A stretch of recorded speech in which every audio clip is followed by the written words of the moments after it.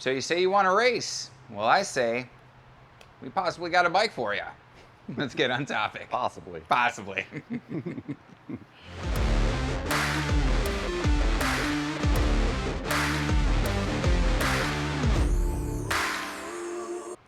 Hey everybody, it's Thomas with Get Out Arizona, and you are watching another great episode of Bike Showcase on Toolbox Topic. And I'm joined once again by my co-host Brandon Van Leuven. Brandon, how the hell are you? Pretty good. Nice.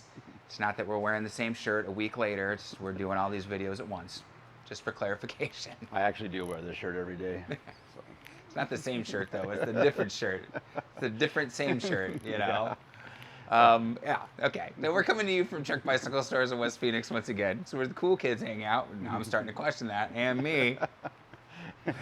And today we are going to talk about the Procaliber 9.6, which this is the entry-level version of that 9 family Procaliber, the 9.6, 7, 8, and 9.9 race bike. And this thing is lightweight, and at some point we'll talk about the weight. Very, very responsive, and a hell of a fun bike on the trail. Yeah. And guys, the only thing that I find wrong with this bike is the knock block, and there's a link up top to friggin' remove this goddamn thing. I hate it. It's not that bad. It is that bad, and thank God Trek's doing away with that shit. So, all right, anyways. So Brandon, this is... And even if you bought this one, there's no difference in the frames. You can upgrade everything and have it be just like a 9.9. Super upgradable. Yeah, you know, so it's not one of those deals where, you know, if you don't get the upper end, you're missing out on something. Yeah. If you're that kind of guy that likes to customize, I challenge you to buy this and make it even more kick-ass. Yeah. Because it is totally, it's totally ready to be upgraded. Absolutely. Everything on it, tapering head tube, so you can have your choice of. You can have your choice. It's a FedEx guy.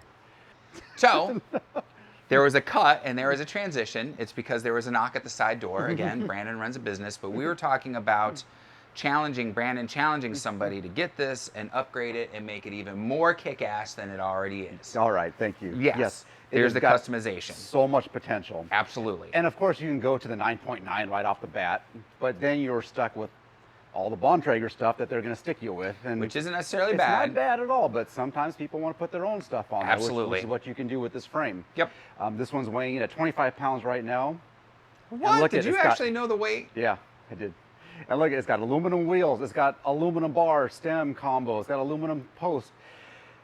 It's not the lightest fork on there. No.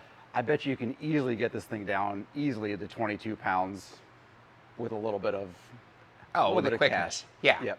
Yeah. Absolutely. You change out the rim set, carbon, Maybe go a even different lighter. fork. If you want to go even more exotic, you can get it even lighter, I bet. Oh, but yeah. it has that potential to do that if customization is what you like to do. Yep. And I would start here. Absolutely. So that being said, per usual, let's work our way front to back. Okay. Okay. And we're starting off here with an SLX group, if I'm... It's got an XT, SLX. It's got a few things. Okay, so it's got a hodgepodge mix. Yeah, it's a little bit hodgepodge. But XT is the rear derailleur. Is the rear derailleur, which is nice. At least you know you got a solid rear derailleur there. And it's not unexpected, or I should say, not unheard of, for a 9.6 bike to have a mix of components. Right. We're not talking a solid group yet. So from there, we do have the SLX shifter.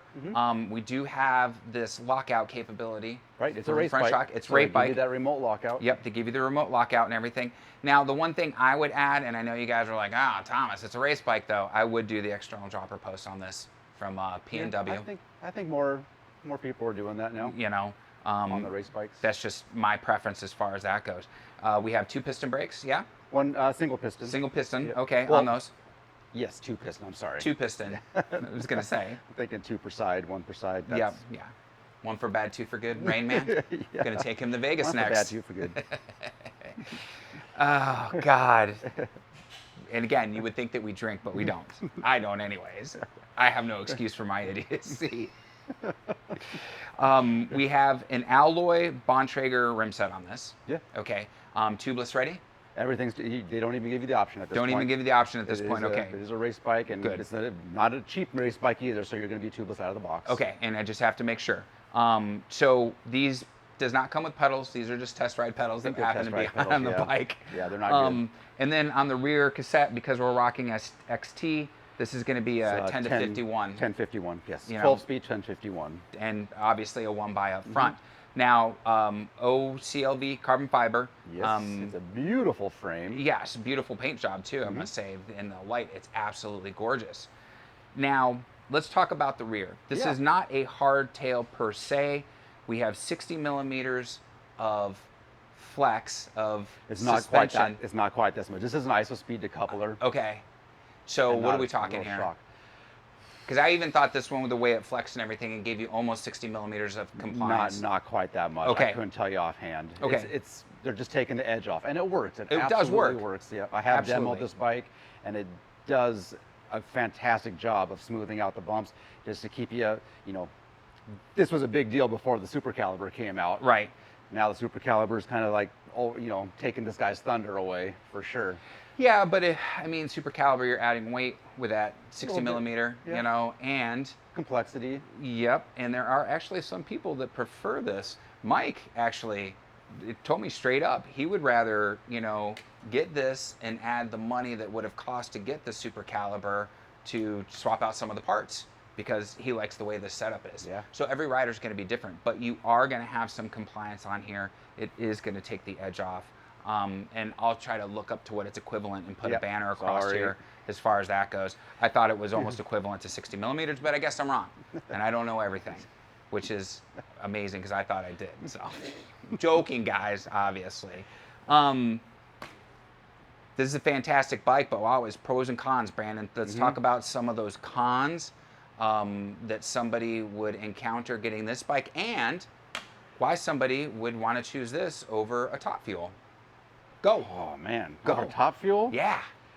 That's a apples and oranges to me. Because on the Top Fuel, we're doing down trail or downwind or Yeah. do-si-do or whatever the new kids are calling I it guess these if you're days. forcing me to make that distinction, I would say this is more of a short course. I would like to ride the Top Fuel if I was doing an all-day 100-mile endurance Okay. race, and this one if I'm doing maybe a team ride, dawn to dusk or something like Like a that, relay where or something? where I do a lap and I'm done, and that's just me. That's a tough question. That's a tough question. Yeah, that's Maybe hard. we'll revisit that. Yeah, they're very different bikes, in my opinion.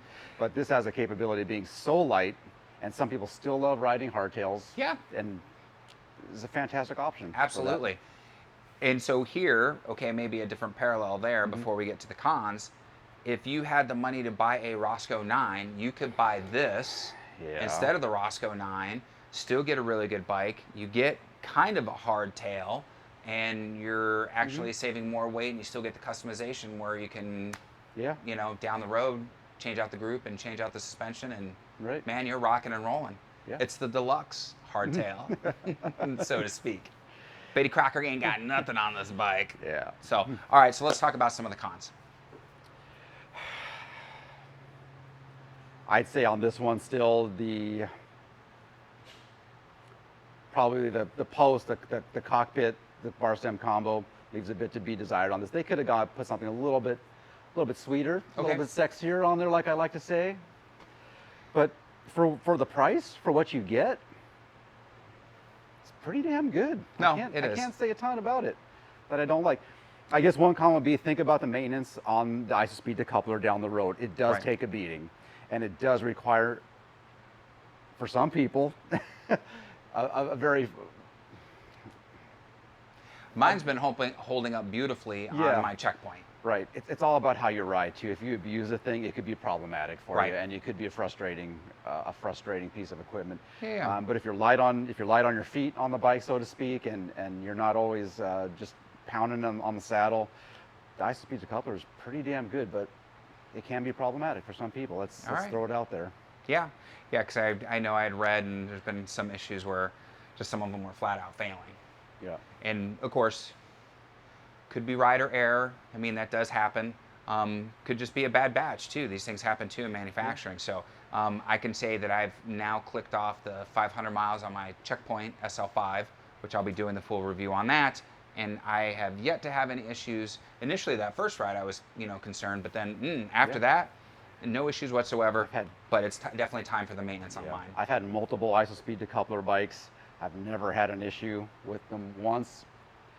Other people have issues with them on a monthly basis, and is it right or? Right. We just don't know, and we don't want to point the finger at anybody because some mitigating factors. Point some fingers. If it was me, Brandon would be pointing the finger. So for sure, as far as that goes. Okay. Well, final thoughts before we close out. Final thoughts. I would say if you are getting into racing, fantastic place to start. If you want to customize an already awesome frame, an already awesome bike to make it even better, start here. You're not going to break the bank right off the bat, and you can slowly ease into it. Again, it's got the tapering head tube. It's a boost, 110, 148. You had the world's your oyster as far as options for this bike. It could be a really fun project bike for sure. Okay. Not only is it a great ride the day you purchase it, but to be down the line and to make it even better, that'd be a really fun thing to do. It's going to cost you some money, but it could be super fun. Yeah, it's an easy $10,000 bike at the end of the day when you're done with all the customization. Potentially, yeah. But a sweet bike it would be. So. Yep. All right, my friend. For racers, though. Yeah, I don't point any. I only point this bike to people who are interested in racing. Right. Yes, keep that in mind. Now, if you were a chucklehead like me, you would get this bike and you would just go ride it at Finn's or friggin' Haas or and it'll do it. Even in Sedona, dude. I would friggin' take this shit up to Sedona. I just wouldn't care. Yeah. So, but its primary focus is racing. It was built to be a race bike. Yeah, it was built for racers. So just kind of keep that in mind as well. All right. On that note, like, subscribe, bell notification icon. Why? It's the trifecta we love so much around here. Helps out the channel, helps out the video. Got it? Trek Bicycle Stores of West Phoenix link is down below. Arguably the most important link down there. Click it if you have any questions about this bike, anything you've seen today, anything you've seen in one of our other videos. You're free to call Brandon and his crew. They're a super good group of guys and gals. They will answer your questions accordingly. Instagram, Facebook, TikTok, the devil's work of social media, but it's needed to get the word out for Get Out Arizona, okay? Group hikes, group rides, all kinds of group activities that we do, a whole lot of fun.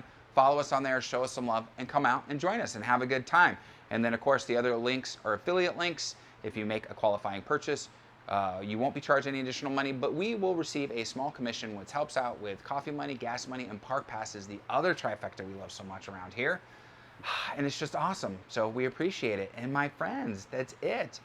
The Procaliber, it's all right. 9.6. Too many calibers. Just too many calibers, trust me. 4 of them. Too many calibers. 9.6, if you're a racer, definitely you want to check this one out. And so what do we say at this point? Be kind to yourself and others, be amazing stewards on that trail, and we have to ask, what are you waiting for? Get out, Arizona. Yeah.